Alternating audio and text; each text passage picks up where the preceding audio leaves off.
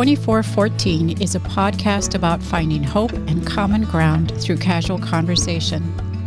Like the friends on the road in the New Testament, in Luke chapter 24, verse 14, we want to walk away with more understanding that leads to more conversation as the journey continues. Thanks for walking with us.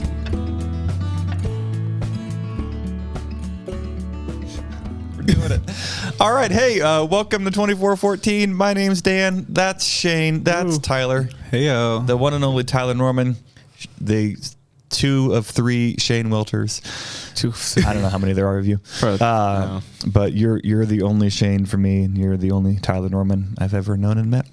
Welcome to the show. Today we are continuing our little series on the games we play, talking about tabletop games and who we are when we play them and what we like to play, what we refuse to play, and the monsters we become and the joy they bring into our lives and the friends we've lost over them and the friends that we've made through them. So as we get going, we're going to begin by sharing lows and highs. It's just a way to experience real life. The New Testament, St. Paul encourages us to weep with those who weep and rejoice with those who rejoice. And lows and highs, just a way to share that. And then the question of the day that Shane has prepared for us. So the question that Shane brought is, when you play Monopoly, what piece are you, and what do you think that tells about your character? I did not come up with this question. No? All right. Well, then I'll go first to give you a chance to think about it. Which token are you in Monopoly? If you had to play Monopoly, what token would you be and why? I don't even remember the last time I played Monopoly. Oh, my goodness. Yeah, what a rough question. Jeez. Well, you get what you get. So this is Dan speaking. Hello. Thanks for watching. Thanks for listening. Low and high in my life. I think this was my same low last week, which is kind of discouraging when my low is about like my behavior and it hasn't changed in days. So my low is seeing how ungracious I can be to others in general, but especially my kids, and just that fine line of, maybe it's not a fine line, but trying to figure out when they need to be instructed and corrected because I'm trying to raise them up well, and when they just need to be loved and accepted and let it go because they're kids. Gosh, I don't make good decisions in the moment when I'm frustrated and they're annoying, and then they're like discouraged and disappointed. Then I feel bad, but maybe I should feel bad because I was too rough, or maybe they're just being manipulative little monsters trying to get out of it the next time, and I should stand my ground and I should have been more severe, and just like not knowing how to navigate that, and then not really having an assessment of how I'm doing kind of until it's too late. And it's like, oh, he's really sad in the corner now. I guess I didn't do that really well. Dang it.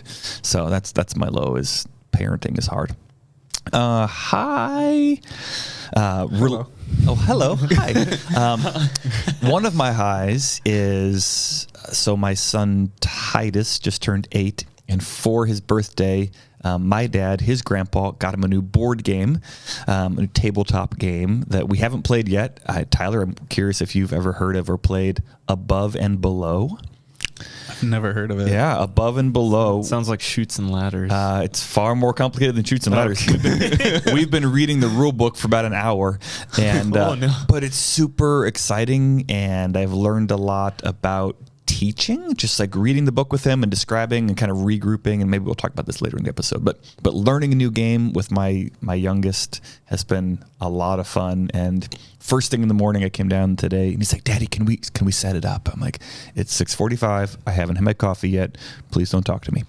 And then he comes by and he kind of peeks in my mug to see how far down it is. And once it's getting near the end, he's like, it looks like you're almost done. Can we start doing our thing now? So let's start our game. Yeah. So by 7:30 this morning, we were reading the rule book and setting up pieces, and it's a cool way to start the day. It's so early for You just got to play. Yeah, go ahead. I was just going to say that's so early to use the brain. Yeah. You got to play to learn it. Yeah. And that's the best way I play.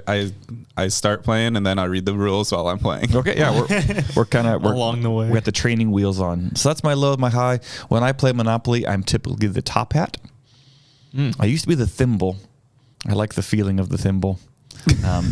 But our new Monopoly doesn't have the thimble, so I'm the top hat. Doesn't have it. Yeah, What? Like you lost it? No, or- they've updated some of the tokens. They Oh. retired the thimble. I think so, and they brought in a dinosaur. They brought in a few strange ones.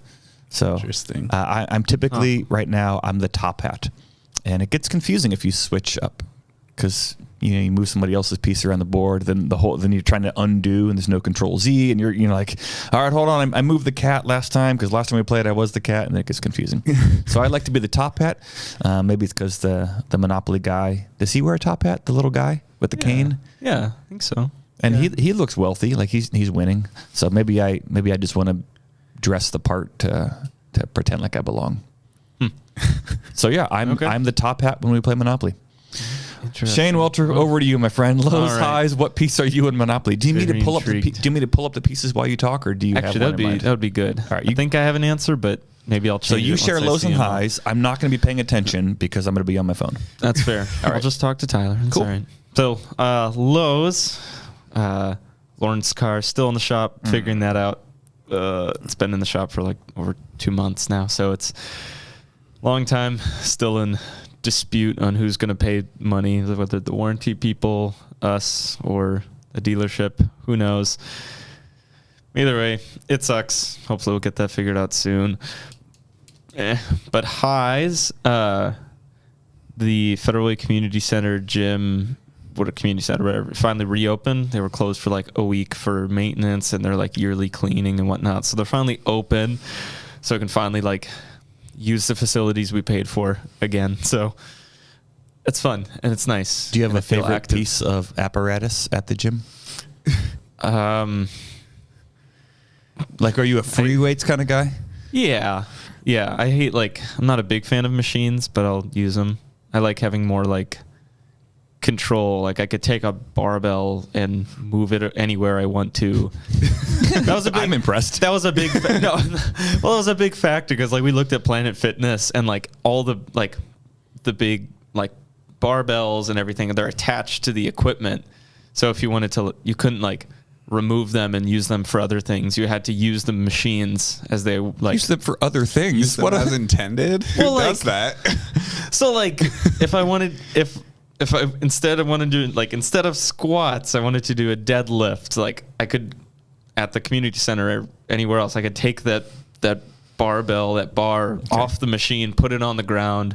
But at the Planet Fitness, it's all connected and you can't For your safety. probably. But who cares about that? Do you grunt when you lift? I don't know. A little bit, like minimal grunting. If I asked Lauren, what would she say? I don't know. She would probably say yes. Yeah, I bet Shane Probably. grunts. Yeah, Gotta go hard in the paint. I don't know. Either way, I'm happy that it's open. Cool. It's nice. It's fun.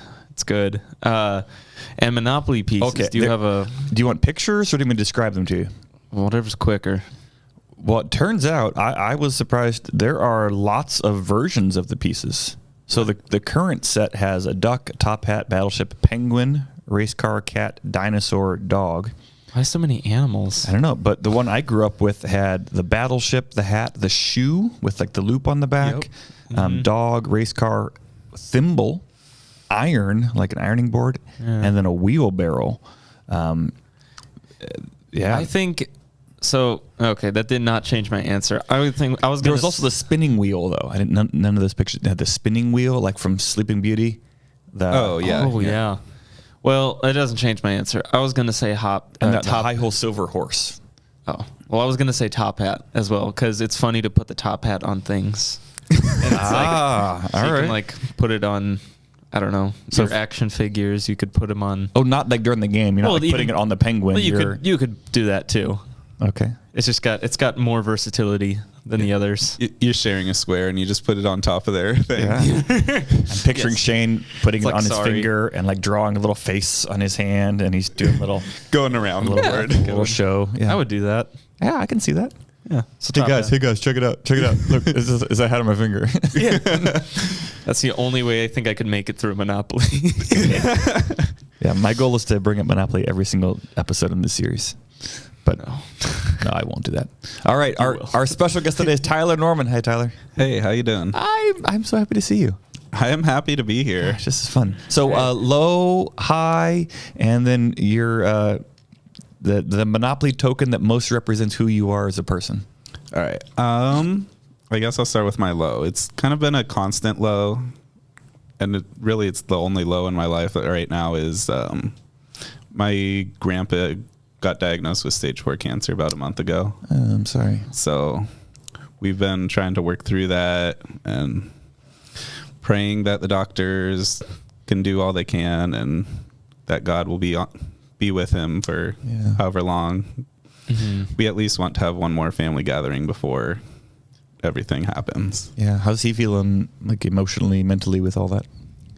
He's normally like a really strong person, and he's definitely struggling with it. So it's hard to see when I've always known him as like the strongest person in my life, super stubborn, nothing will face him. And then now it's like, it's kind of scary to watch.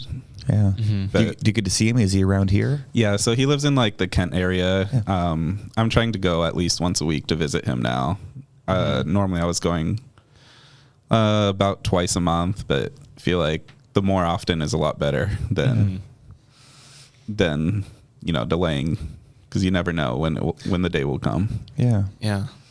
Oh, thanks for sharing, Tyler. That's hard. I'm sorry. Yeah. I have a lot of highs though. Yeah. Cool. Nice. On another note. Yeah. I guess I'll go with my more recent one. On Sunday, I had the last game of my soccer league at Starfire, and we ended up winning and beating the other team that was like the top team out there. And so we ended up winning and being champions of the league. Whoa. Congratulations. Yeah. What is Starfire? Starfire is like it's a soccer complex, like where it's actually where the Sounders train, the professional team. Yeah. So it's like a lot of the high level teams go there. But it was a barn burner of a game. I play goalie, so you see the most stressful action. Oh yeah. I had 2 penalty kicks against me. Whoa. In like the first half, so it was already a high stress game. The first one I got scored on because I mostly wasn't paying attention when he blew the whistle, to be honest. That's amazing. And then I'm like, oh, he blew the whistle, I gotta go. And so they scored on me early, and then the second one I ended up saving, which kept our team in the game. Wow. Otherwise they would have been up 2-0. And we ended up finishing the game out and winning 5-2, I think. Wow. So very action-packed game. Does your jersey not match the team? No, it doesn't. I have so our team is like blue normally, but I wear a black jersey with like kind of neon white sleeves, and they have padding on the sides. Cool. Yeah. Do they call them jerseys in soccer? Is there slang for it? In hockey, they call it like your sweater. Put your sweater on. No. Okay. The only thing that I've heard for soccer slang is like if you put a penny on, like the different colored pennies, they just call it a bib. Okay. The bib. It's your bib. Now, Tyler, don't take this the wrong way. You seem like a relatively normal person, and my impression is sometimes the goalies in soccer are kind of like out of their minds a little bit. Not necessarily mean. They're just like they've got an intensity that makes me nervous just watching them on TV. My teammates will definitely tell you that I get that intensity also. Okay. You seem so nice here. Yeah. I do seem nice. All right. on the outside. All right. No, I go into game mode when the whistle blows. So it takes a little bit, but once I'm like in that game mode, you can't break me until the game's over. Okay. Like I'm in that mode. Awesome.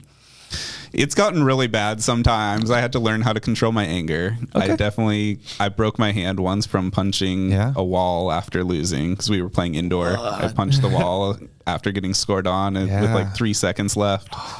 Broke my hand, so worth it. Had to learn after that. It was a very quick learning of anger management. Yeah. But definitely my teammates will say, he's he's vocal and you wouldn't know him. He's not Okay. the same person when he's in net versus when he's outside of the game. Well, congratulations on winning. Yeah, thanks. Did the league give you any kind of hardware, or did you have to go make your own? Yeah, no, we actually got a shirt, which is the first time I've actually won a league there. So I've been playing for like 8 years there trying to win something. So it's like, yeah, I finally got a shirt. I'll show you pictures after. Yeah. But yeah, it's sweet. We, That's awesome. my wife and I played volleyball at a community league years ago, and I was terrible. And then once we had kids, I watched the kids, and she played, and they won the league one time. But there was like the A, B, and C league, and there might have even been like an upper and a lower of each of those. And I think they won the upper C league championship. That's where I'm at. Yeah. And so, but like the t-shirt like said that. It was like, you know, like upper C championship. Oh, mine just says Starfire champion. See, that's classy. That's way better. Every time she'd wear the shirt, I'm like, it almost felt worse like, than not winning. I don't know. Yeah.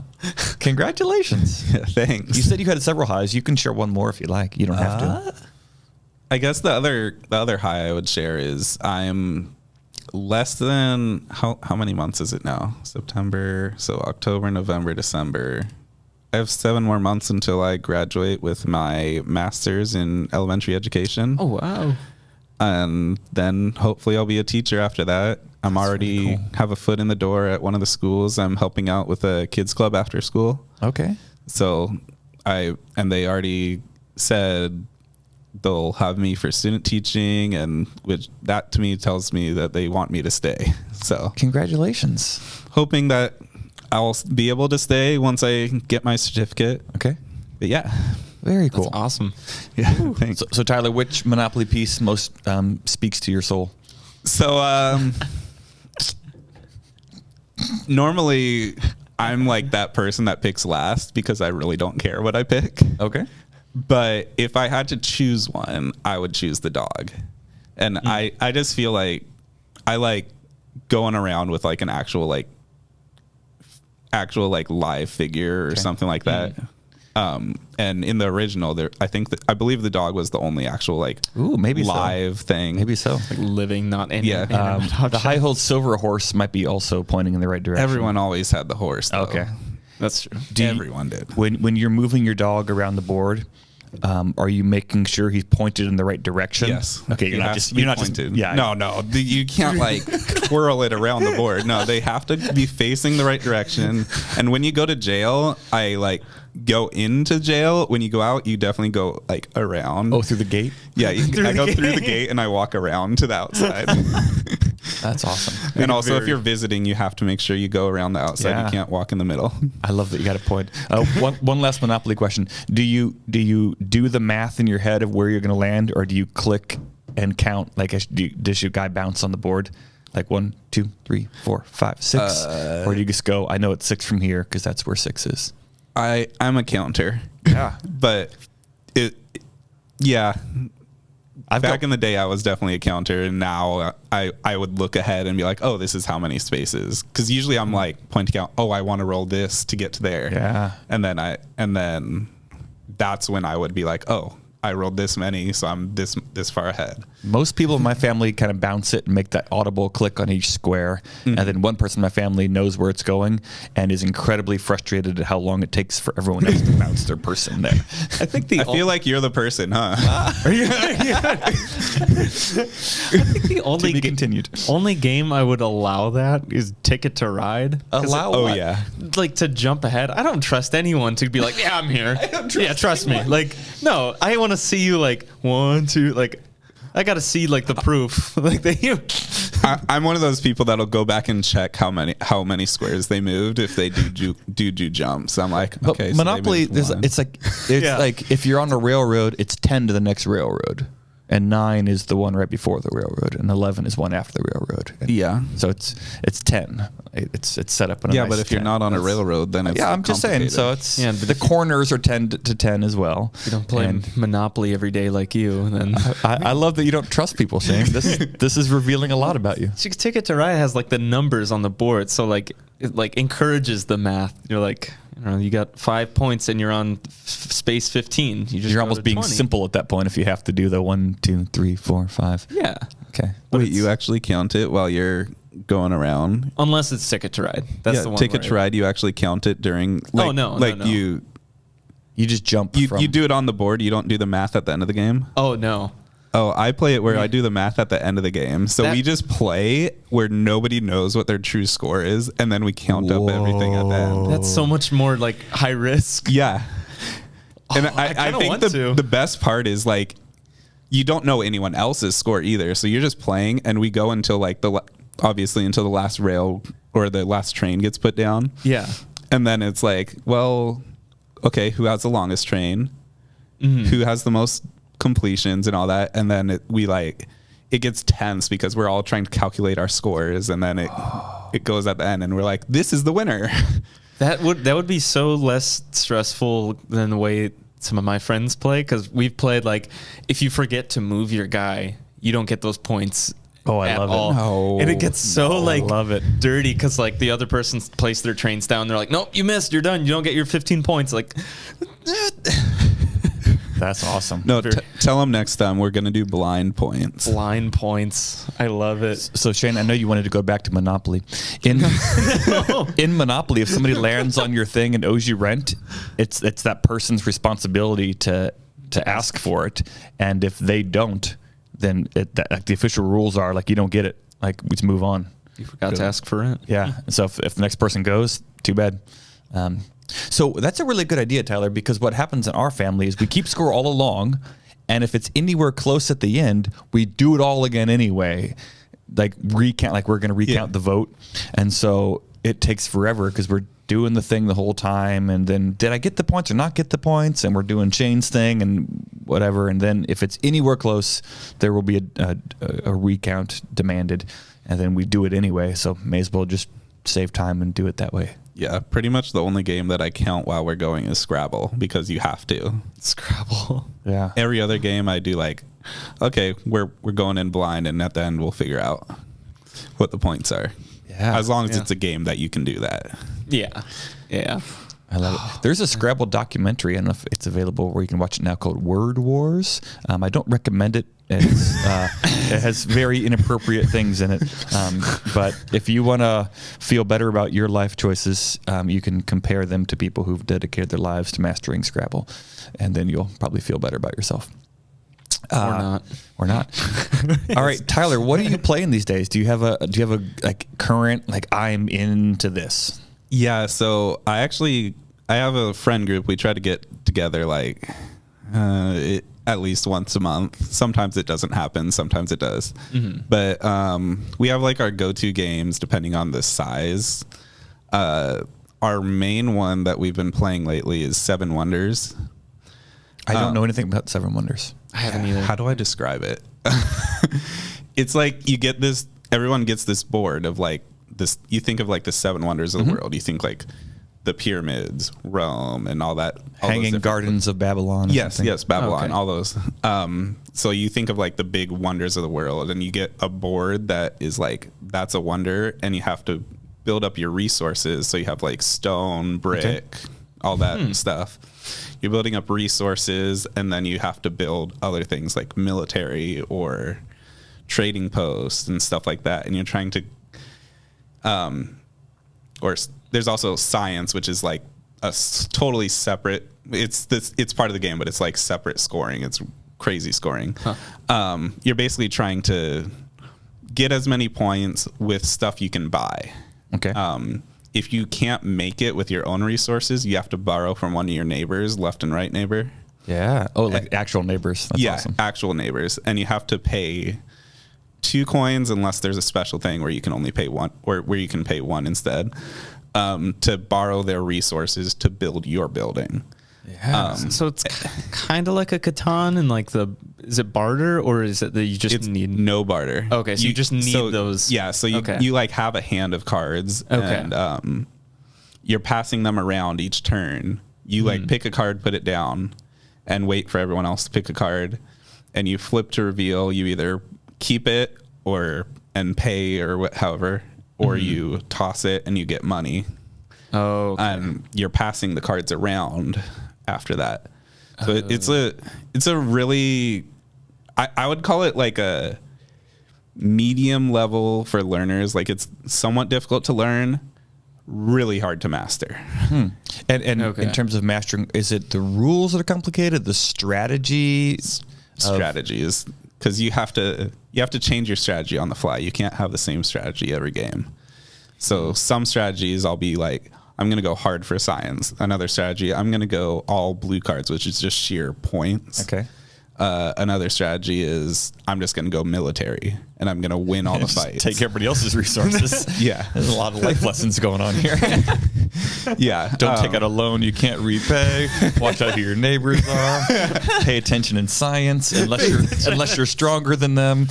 Yep. Man. Beat them up if you want some resources. A lot of real life going on here. But yeah, you basically have to change your strategy every game and also every different board. So if you're Babylon one time and then you're Alexandria the next time, you have different strategies based on the board. So like Alexandria is mostly like war oriented, whereas Babylon is more like resources and building to get a lot of points. So they're kind of, each board is almost scored differently, or just you have to meet different requirements to get the points? Yeah, there are different requirements to get the points on your board, and there's other cards that you're getting to get points. Yeah. Are you, so it's not bartering, you said, with your neighbors? You're not bartering at all. But you're making trades or deals? Yeah. But it's more just kind of transactional of this is it's like, established. Hey, Shane has ore and I need one more ore, so I'm going to give him 2 coins to borrow ore for my building. But he can say no. No, he can't. Oh, okay. You just straight up walk over there and you grab it and you can take it over. And then once you build something, it's set. Like it's set. You can't move it. Okay.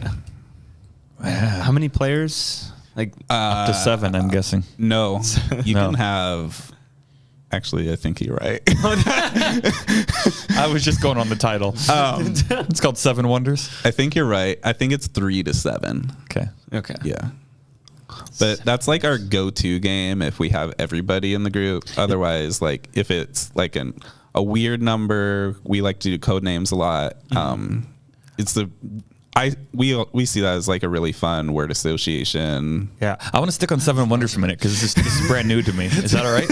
Is that all right? Yeah. Tyler's not an expert. He's not representing. He's not endorsed. Sponsoring 7 Wonders. So it sounds like a number of the things are just kind of transactional and that you're not even necessarily thinking through. It's just mechanical. That's how that works when you're trading with your neighbors. If you want their resources and you buy them. Yeah, but the resources are you use like build buildings of a card that you take. But yeah, if you need their resources, there's like no barter whatsoever. It's like, hey, I'm taking your ore. Here you go. Here's money. So you're just buying it. Yeah, and I mean I can buy from, if Shane's on my right and you're on my left, I could be, hey, here's some ore. Or here's some money for ore, and I want your wood. So give me your wood. I'll give you 2 coins. Yeah. So I'm trying to get a feel for what the vibe at the table is. Are you talking and making fun of each other and laughing, or are you in your own head because you're thinking and the room is silent because everybody's kind of looking at their neighbors suspiciously, or you're waiting for the right card and like, let's just keep moving because I didn't get the card on that hand. So yes and no. Yes to everything, no to everything. So what's the vibe at the table like? So our group, we've played for a while. The first few times it's like, oh, we're trying to learn the game and we're like really intense, quiet while we're reading what the cards do and all that. But now that we've picked it up a few times, we're just talking the whole time while we're like picking about cards. The game or about no, we're things? talking about life while we're playing, and then we're looking at our neighbors because your neighbors are the only ones that can attack you with their military.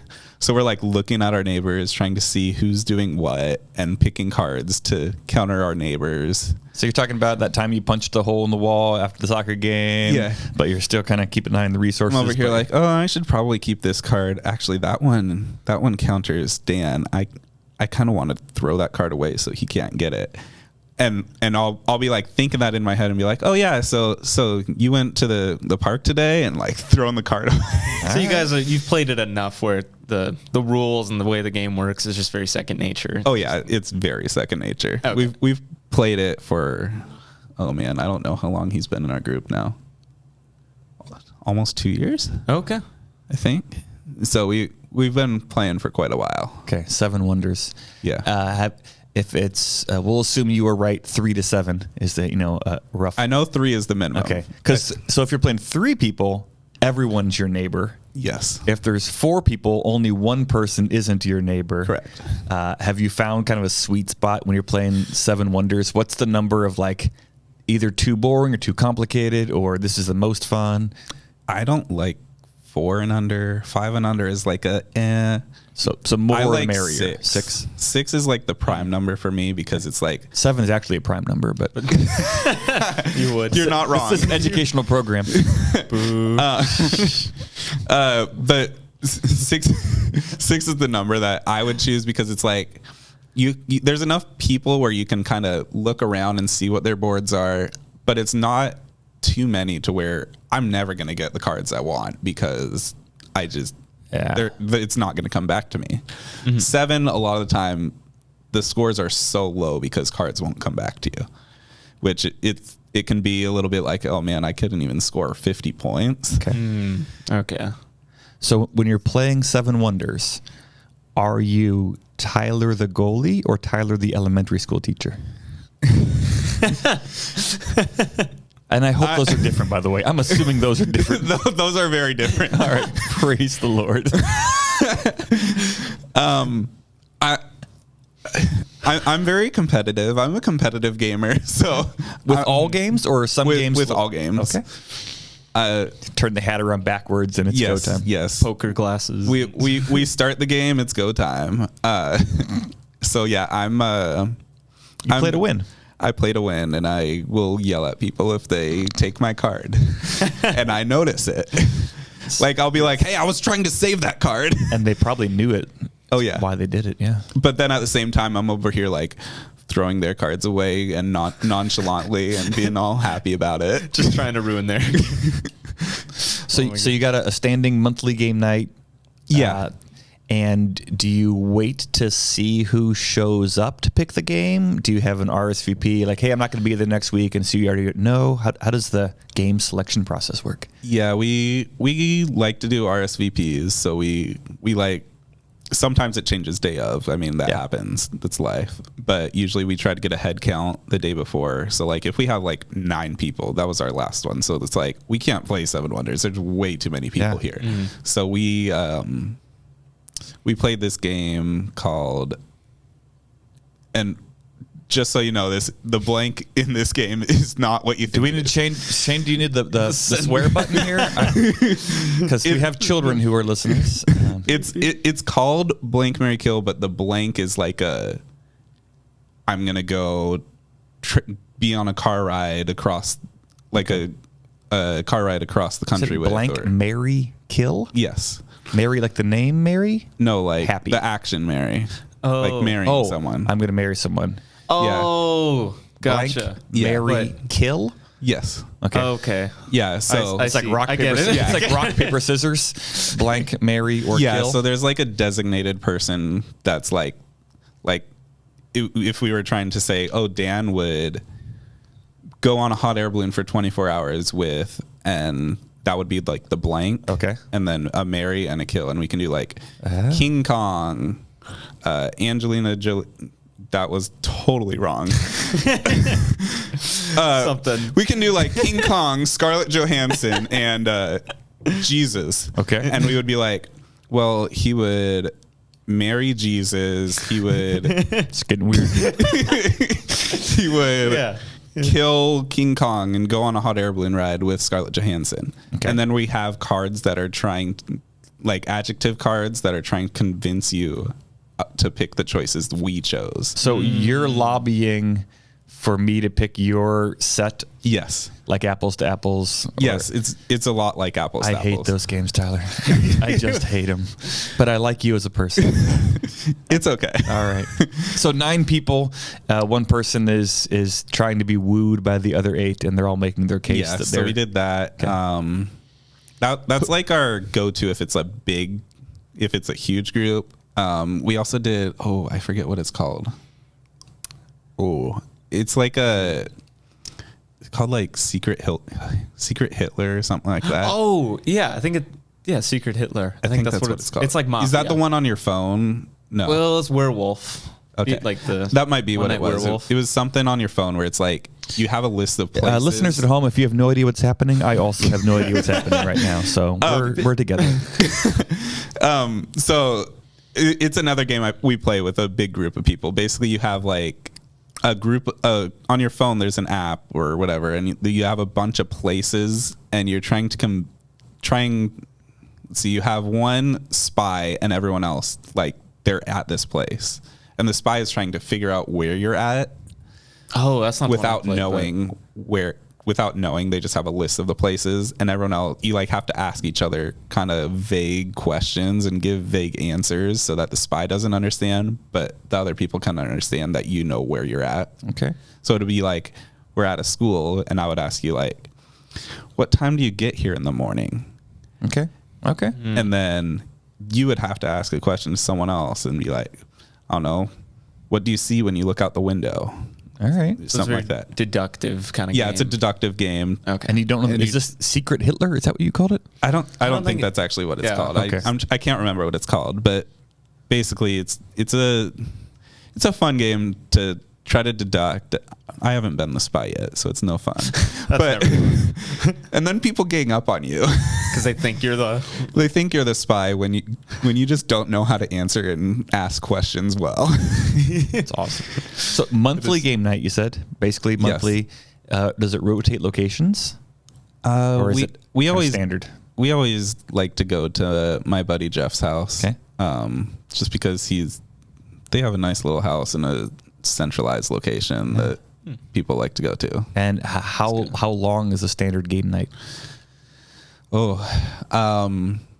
6 p.m. until like 11 or midnight. Kind of depends how people are feeling. Do you show up fed, or is there food included? Oh, it starts with food. Okay. Yeah. So you show up at 6. Show up at 6. Order pizza, or is it potluck? Everybody brings Jell-O and deviled eggs. A little bit of both. So people will bring like snacks. Okay. And we'll either do pizza or we'll do a barbecue. That's fun. Yeah. The reason I'm asking, partly I'm just curious, but also I think a lot of people would be very happy with a standing game night in their life. Mm-hmm. And maybe I'm wrong. Maybe everybody home going, that sounds terrible. Although staying up past 10 o'clock sounds kind of terrible to me. I'd have to bump it up earlier. But I think it sounds like people are like, oh, that's cool that other people do that. I wish I had started that, or I wish I had that in my life. And I guess I want to just say, like, that's something you can just do. Like, even if you've never done it before, you don't have to make a lifetime commitment, but you could reach out to some friends to say, hey, this summer, can we do this? Or can we do a one-off next month?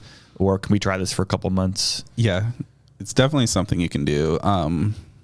I personally, I had a group I started with a long time ago. It was like, I was super anti. No, I'm not going to do Dungeons and Dragons. I'm not going to do board games. None of that. That's not my thing. Mm-hmm. And I got into this group of, I feel like geeks is a bad term, but I mean, people passionate about board games. Yeah.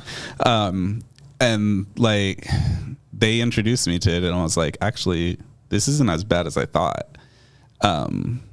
And that was like my senior year of high school. And from there, it was like, we kept playing. That group would get together weekly. Like, we would grind out games, and it was either we go and we have grind out. You're really selling it here, Tyler. We would go and we would have board games, or we would go and we would have like Dungeons and Dragons one week, board games the next, Dungeons and Dragons board games, something like that. it was like some of the most fun I've had in my life, because you learn so much about like all the different games that then you're trying to pick up new games and learning with the group. Eventually I had a falling out with that group. It happened. There was a hole in the wall, yeah. No. But yeah, I mean, love and appreciate them for all the great experiences that contributed to my life. But I was able to carry that and help create this group. Like I left that group. I didn't have any board games at all. Like I'm a blank canvas, but I have the knowledge. I know how to draw, but I don't have anything on the paper yet. Okay. So then I found a board game store, and I went out, bought some games, tried out some new games at the store, and we've kind of created our own little collection of board games and found a little group that we like and started a new one with a few close friends. That's really awesome. So you guys like each other and there's friendship. Are there different personalities as it relates to gaming, or are you all kind of at the same intensity level, interest level? What's that like? Yeah, there's a wide range of personalities. So like my best friend and I, Jeff, we're extremely competitive. And then there's his wife. She's like, no, we're just going to play. But then when she gets into a game like Betrayal House on the Hill, she's super competitive with that game. But most games, she's really casual with it. Okay. But yeah, I feel like a lot of our group, it's like we have one competitive person, a casual person, competitive, casual, competitive, casual. Do the casual people usually get owned? Yes. Hypothetically. Yes. But they're having fun? I hope so. Because I don't know that I would show up to something if I lost it over and over again. That's just me being a quitter, I guess. But I don't know that I would keep showing up if I'm like, you guys are intense. I never win. We try to let them choose what game we do. That's like the pat on the head. You can pick what game I beat you at today. Awesome. You don't have to worry about that, Pastor Dan. You'll never not be competitive. Yeah, that's true. I'm trying to empathize with the other person I'm playing games with. Of what does it feel like to always lose? No, I'm just kidding. I mean, I learned from the best. My grandparents are pretty competitive with their games. I don't know if you know Euchre, the card game Euchre. Yeah. Yeah. I didn't. I'm a Midwesterner by birth, but I've never played Euchre. Yeah. That's their game, and if you mess up, you're basically disowned from the family. Okay. Especially with my grandpa. You better play the cards right. If you're cheating or you can't read the hand, you better get out of his game, because he's gonna be mad at you. People will take that very serious. Yeah. So all right. My grandpa and I are actually some of the best at the game, the best partners. Okay. So we know how to read each other across the table. So we're like throwing silent signs across the table based on the cards we throw, and we know each other's hands based on it. And then it gets everybody so frustrated because they're like, stop talking across the table. We're like, we're not talking. Yeah. We're just playing our cards. So with your group now of friends, are there collaborative games that you play where you're doing something similar? Like, all right, she and I, he and I, like, we're a good pair, we're a good team. Yeah, that's like the code names. We group up based on how we feel our groups, like how our connections are. So like Jeff and I will often pair with code names. I've never played code names. Hasn't worked well recently. We have code names in our room here, but I've never played it. Hasn't worked well recently. So, okay. The girls have absolutely dominated us in code names. All right. I think we need to switch it up a bit, because we're losing. We should change something. He doesn't like my clues for some reason. I feel like I give good clues, and he's like, what? That made no sense. And then I ask the girl that I'm doing clues with, and she's like, no, that made sense. I like that clue. And I'm like, Yeah, you got to spice the teams up. You got to switch. Yeah, we need to switch it, because we're down bad. I don't think we've ever won.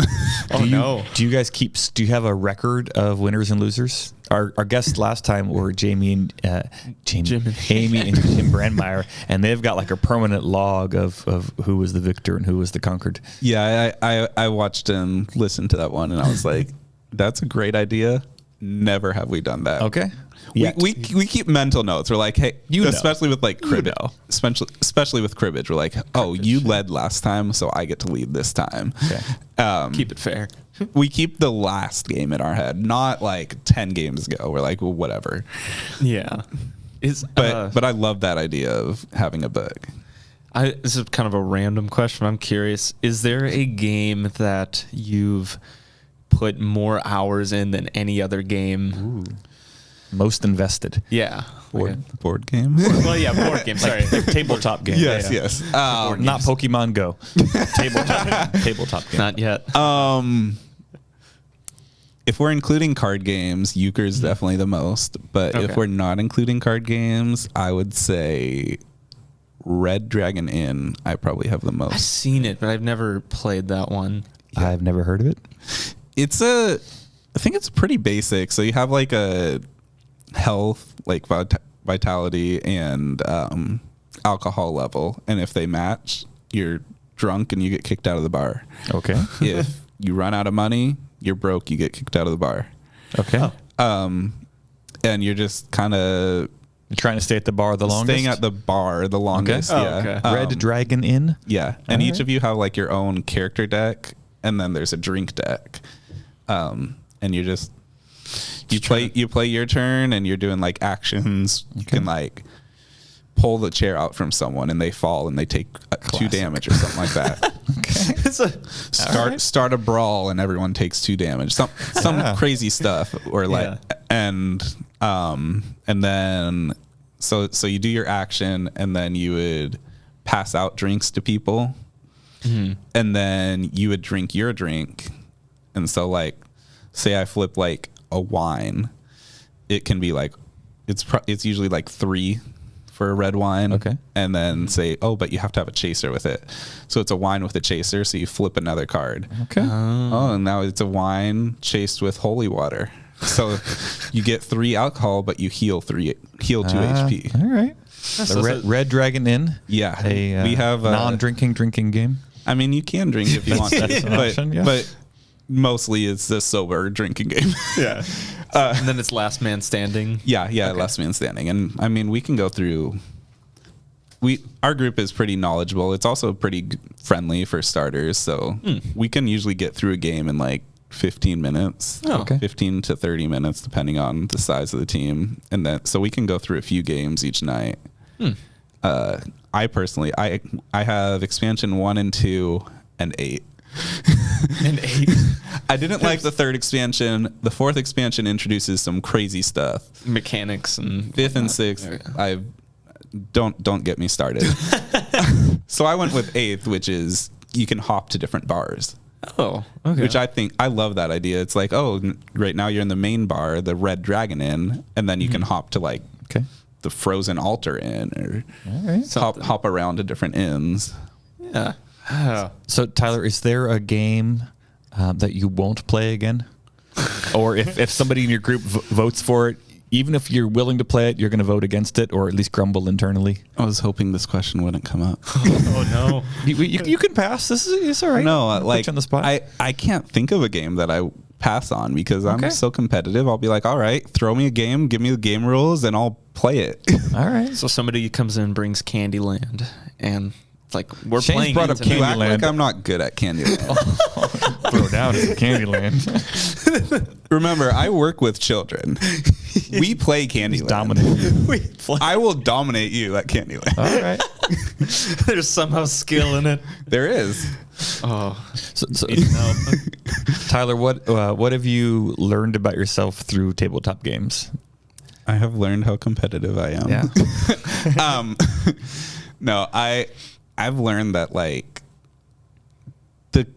just being around people and the connections you build is much stronger through having a game in front of you than just going and talking to someone or trying to start a random conversation. I feel like having some idle type thing that you can do while talking, I get a much closer connection to those people.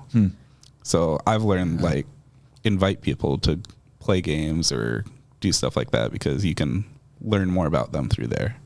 Is that true even if the game is taking a lot of mental focus from you. That's why I don't do those mental focus ones. Okay. If it's a new person. If it's like an old person, not like old, but like. So if the friendship is established, you can play like a quieter game where maybe nobody's talking, but you're focused and you're still feeling connected. But if the friendship isn't there, something that's a little lighter. Yeah. So like my best friend and I can play cribbage and get mad at each other based on stuff and be quiet the whole time. But a new person, I'm not going to play. I mean, I might play cribbage with them, but I'm a little more competitive with that. I might play like the blank, marry, kill, get to know them type of game.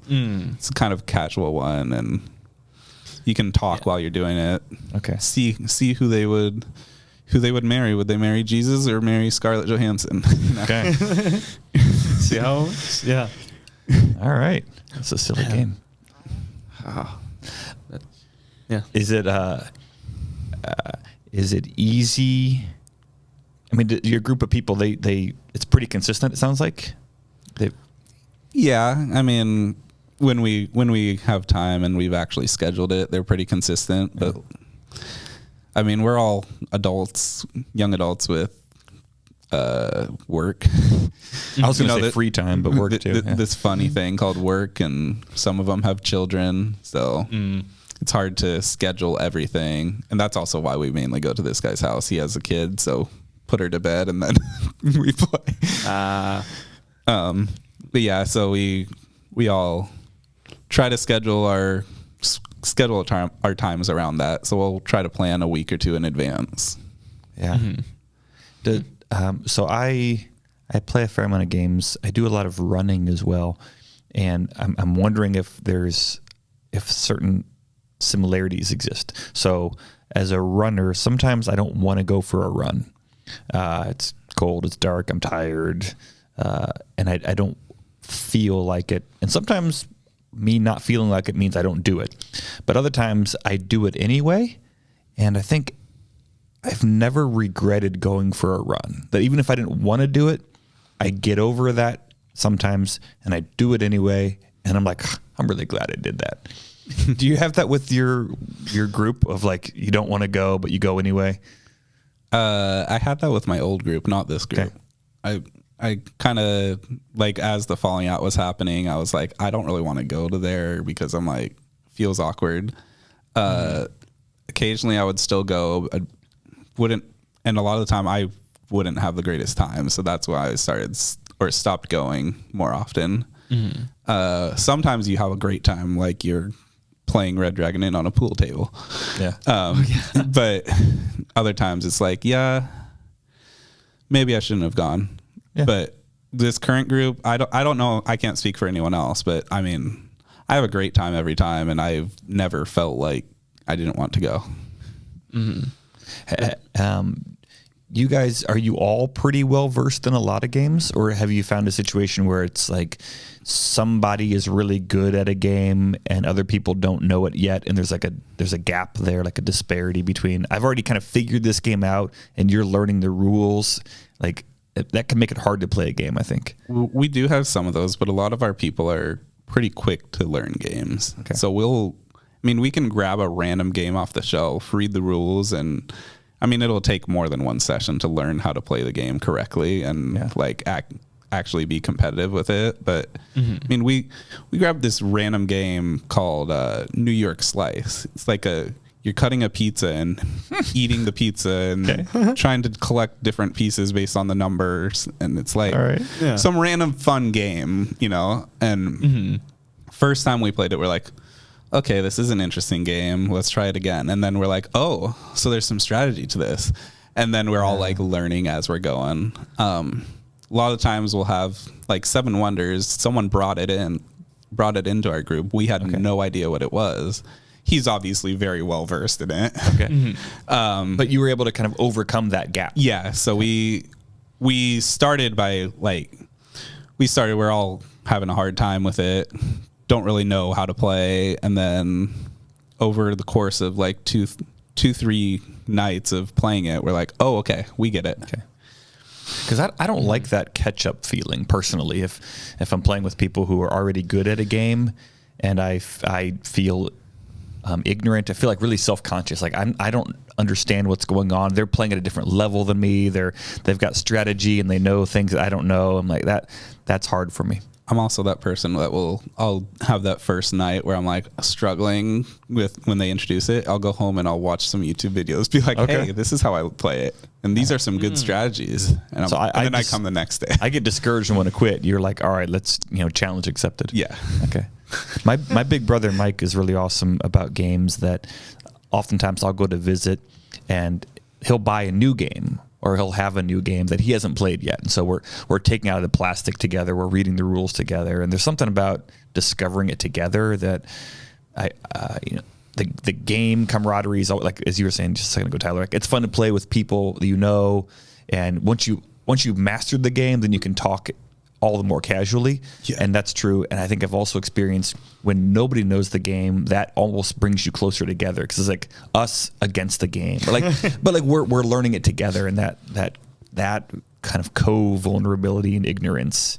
I think that's why it's really cool. That's why a lot of our group likes Betrayal House on the Hill. So if we have like 6 or less members, it's a co-op game until you get to a certain phase, and then it's nobody knows what's going on. And then it's either still a co-op game against some monster on the field, or it's one evil like imposter versus the rest of the group.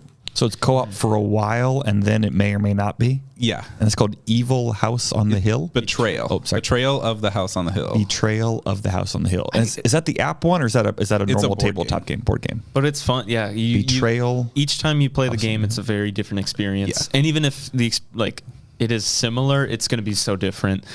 I love playing that game themed. Can you say it one more time? Betrayal House on the Hill. Betrayal of the House. I think it's Betrayal of the House on the Hill. Betrayal of the House on the Hill. Yeah. Google. It's got a long title, but yeah, I love playing it themed. It's a spooky you read spooky things that happen in this haunted house, and I always like to dim the lights, have a single candle lighting the game, and playing have creepy music. Yeah, that's awesome, Shane. It's so fun to cool. fully invest in the game and just make it. Oh, I love it. I think what I love the most is you don't know what's going to happen when it comes, because there's 60 different scenarios of what can happen. And then there's also a random dice roll between 1 and 12 of who actually will be the bad person. This sounds like a large group game, not like a 2-person game. It's you can play it solo even. You can play it with so one. I'm totally wrong. Fair enough. It's cool. 1 to 6, but you can't have more than 6. But it is fun, I think, in a big group, because then it adds the coercion. The main downside is if you have a new group, it can take 2 hours. It gets really to learn the rules or to just play the game? To finish the game. Whoa. Yeah. But if it's a new group, if you're an experienced group, it's between 30 to 60 minutes. Yeah. Huh. So it can be a longer game, but it's very you get into the game. And it also sucks when you have the person who's brand new to the game is the one who's the enemy. Yeah. Because then they have a whole separate rule book. This is the rule book, and this is the rule book for the person who's the enemy, and they have to just read the rules on their own and everything. And so if they have no idea how the game works, they're I'm so confused. So, that sounds like a steep learning curve. but once you get it, it's a lot of fun. So I think that theme has come up a couple of different times today in a couple of different ways, that some of the games, it might take a lot of work and there might be some personality challenges, and it might even take up a bunch of time on your calendar, a 5-hour monthly game night, but it's oftentimes worth it to invest and to dig in and to show up anyway, even if you're going to lose, even if you're getting something different out of it, somebody else, even if you're learning a new game. Which again, I'm selling this and it sounds really bad, but we're all smiling, going, yeah, but it's totally worth it. Yeah, I mean, it's worth it for the connections for me. I've met some people that I didn't think I would ever meet because of board games, and I mean, I've played with people online who, I have no idea who they are, and we connect over, oh, you play this game? Yeah, I do too, and we connect with that. So, yeah, it's got that mutual connection. I'm curious, backing up a little, sorry, from what you were saying. You're talking about the pool table. I need to hear the story. What? Yeah, so we started the group with what was it? We were at my buddy's house, and we had like, I think it was like 6 of us, and so we were playing Red Dragon in there. Was it? No, yeah, I can't remember. We were either playing Red Dragon in or D&D, and then we had like another group that was together. It's Dungeons and Dragons for listeners at home. Sorry. So we were playing that, and then we had like another group that called us. Another group of like six of them. They called us, and they were like, "Hey, do you guys want to meet up and play some games?" And we're like, "We're already playing games." And they're like, "Oh, do you want to have like a big group?" And we're like, "We don't know where to go or what table to use or anything." Yeah. And eventually we went over to this other person's house, and we're like, well, there's no table that's big enough for 12 people. Yeah. And so they cleared off their pool table, and they're like, let's play on the pool table. And we all brought chairs, and we sat around a pool table, and we played Red Dragon in with 12 people. Jeez. It was rough. I feel like you have to like basically stand at that point because the lip on the pool table and like. Kinda. We had like beer chairs. Oh, okay. Or so not like beer, bar stools. chairs. Yeah. Bar stools. So you're Beer chairs. Beer chairs. Seems fitting, apparently. But yeah, it was like that one game though with 12 people. Was that too much? It was way too much. I mean, you can play that game with as many people as long as you have the expansions. Oh, okay. But it took like an hour and a half to finish one game. It was like, that's way too long. Way too many people for that. Yeah. Especially when some people don't know how to play. Then it's just like you got to teach them along the way. That takes extra time. And Yeah. And everybody can target different people. So, I mean, you can't draw until it's your turn, stuff like that. So you're going around. You have to wait for 11 people until you can draw cards again. So you got to be really stingy with what you're protecting against or using your cards on. I don't have that much focus. I'd get bored and lose. The fun time was being on a pool table and drinking. The not fun time was the game taking itself. an hour and a half. Yeah. All right.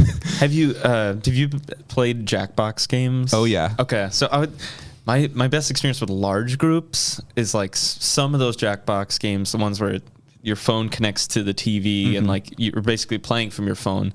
What is it? It's bracketeering, or the one where it's like this or that, and the room just votes on those two, and everyone's rooting for one of these two things, and like you have two people like fill in an answer to it, and everyone's voting, right? Yeah, and everyone puts an answer in too. So like the prompt could be like the new cheese flavor, and everyone's just making up funny or cool names for a new cheese flavor, and it's like, I don't know, horse cheese. But it's a whole like, it's a whole bracket. So everybody's put their answers in, and then it just goes like one by one in the bracket, and the room votes this or that, and so it makes its way to the bracket till it gets to the final one. It's horse cheese versus blue monster cheese. I don't know, like.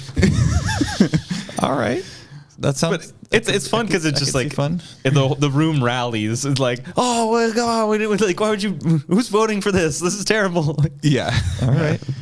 Those games are pretty fun. Yeah, but it's very situational for like, I don't know, the crowd, and that's definitely almost all Jackbox games are. It depends on who you're with. If you're with like a church group, it's one thing. If you're with a group of friends outside of church, it's a whole different story. Who know inside, the bar. Yeah, like you know how bad you can be with answers. Yeah.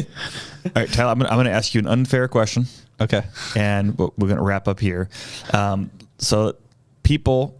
3 people are listening to this episode. I don't know how many people listen. Shane could probably give us the numbers. Probably accurate. So yeah, some people watch, some people listen. So maybe somebody's enjoying the podcast today and say, you know what, I wanna have a game night. Maybe it's not a standing thing, but I'm gonna call like 5 friends over, and the 6 of us are gonna have a 2-3 hour game night.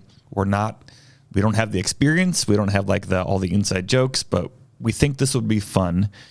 For a first game night with 6 people who are maybe even a little bit hesitant to be there, what game do you recommend?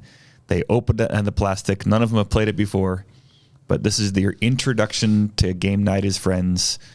What is going to be a good experience that people want to come back for? It's a good question. That is a very good question. First off, I would say have more than one game. Ooh, okay. In case it just doesn't go well. In case you don't like the first game, have a second game in mind. Okay. I personally love code names. Have that. It's always a good fallback. if you guys either don't like the one you're playing or you want to play a group rather than individuals. Codenames is a great one for that. I mean, I've been talking about it so much, I don't know why I couldn't say Red Dragon Inn.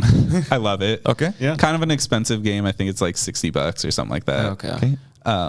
But I mean, it's one of those games you can pick up pretty fast. If you want a more casual but fun game, New York Slice is very fun. New York Slice. That's the pizza game. New York Slice. That's the pizza game. Okay. It's a fun little quirky game. It does have a scoring system. Blind scoring. You score at the end. Okay. Makes it fair. But I mean, it's just a fun little game. It's not one where you have to be like, oh, this is exactly how we have to play. We have to do this and this and this. It's more like, oh, we're going to just be together, be a friend group, and we're going to play this game. All right. So go pick up New York Slice. If you don't like that, have Codenames as a plan B. Yeah. And invite a friend over, or a small group of friends, or a large group of friends. You don't have to have a pool table. I would also say have a deck of cards. If you guys don't like those, there's thousands of card games you can choose. Yeah. Tyler, this has been awesome. Thanks for. I've gotten several notes here. I've written down several things of yes for this game and no if somebody invites me to play this game. I'm busy that night. It's okay. You can come to my house instead. What would it be like if I came to your group? Not maybe I'm a bad example because I'm old and I'm a pastor. But would a new person be comfortable coming to an established game night, or it'd be like, these people all know each other and I'm weird? I think if you at least know one person in the group, you can, at least my group, you can come into pretty easily. A lot of groups, they kind of have like their inside jokes and all that. I mean, every group does. We have our own too, but we're not like, oh, you don't know that inside joke. Okay. We're pretty inviting.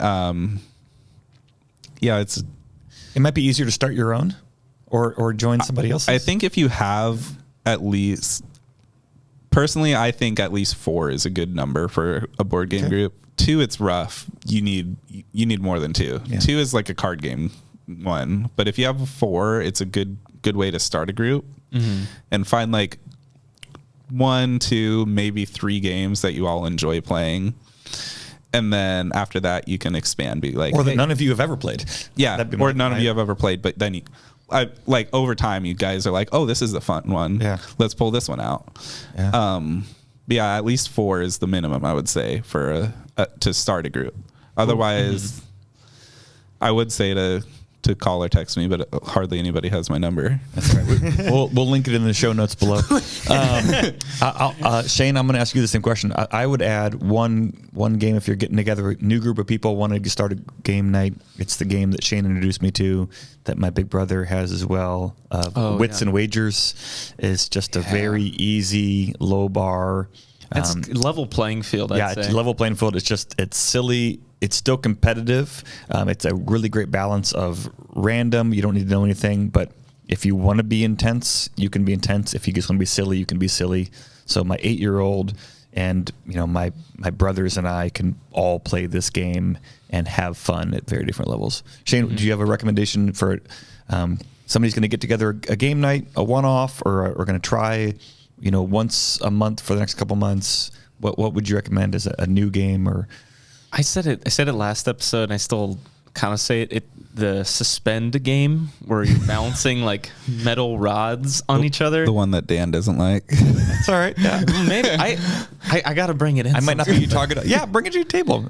Maybe I'm not your target audience. That's okay. Yeah, but like where you're hanging things like from, and like you're trying. It's very competitive, and like you're trying to make it so the next person in line can.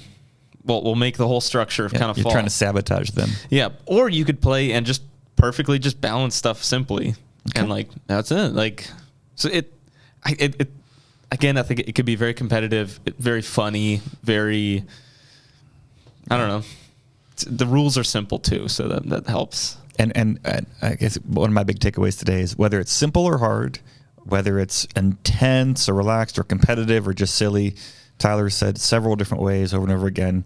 It's being with people, It's having a community, a network, friends, and all of this other stuff is just an excuse to get together and do life. The game is fun, but who cares about the game? Have 2 or 3, have a backup, because connect with people. And tabletop games is about an easy way as you're going to find to have space to connect well. Yeah. Cool. Tyler, thanks for coming in today. Shane, thanks for being here as always. Oh, yeah. We have not recorded too many bonus episodes yet of us playing some games, but we're going to get back on that. If there's a game you'd like us to play, you can send the recommendation, or better yet, send us the game, and we'll get on it. If you didn't find our bonus episode yet, Shane and I played War on YouTube, so you can go to YouTube, type in 2414. Very depressing video. It's a terrible game, but it's a great 12-minute video clip. So it's 12 minutes of me teaching Shane how to play War and then beating him at it. So you didn't know how to play War? I forgot what it like. It's so bad. but seriously, if you're listening to the audio, like most people listen to podcasts, go to YouTube 2414. There's a 12-minute bonus clip of me and Shane playing War. It's a hoot. We're going to make some more bonus content of us exploring some games, learning together. So as those get released, check them out on the YouTube channel, and we'll try to link them in the show notes here. Shane, any final thoughts? No. All right. No final thoughts. Tyler, any final thoughts? Thanks for inviting me. Awesome. It's been real. Yeah. We'll catch y'all next time. Adios. That's the end of the episode, but we want to continue the conversation. Continue the conversation by sharing this episode, subscribing, or leaving a review. Connect with us on Instagram at 2414 podcast. Connect with us through email at 2414@stlukes-church.com. Or best of all, keep the conversation going by inviting someone to process with you, so that you can each walk away with more understanding that leads to more conversation as the journey continues. If you happen to be in the Seattle-Tacoma area of Washington, stop by on a Sunday morning and say hi. 2414 is a podcast produced by St. Luke's Lutheran Church in Federal Way, Washington. To find more content, discover upcoming opportunities to connect in person, or to support the show, head on over to stlukes-church.com. Thanks for walking with us.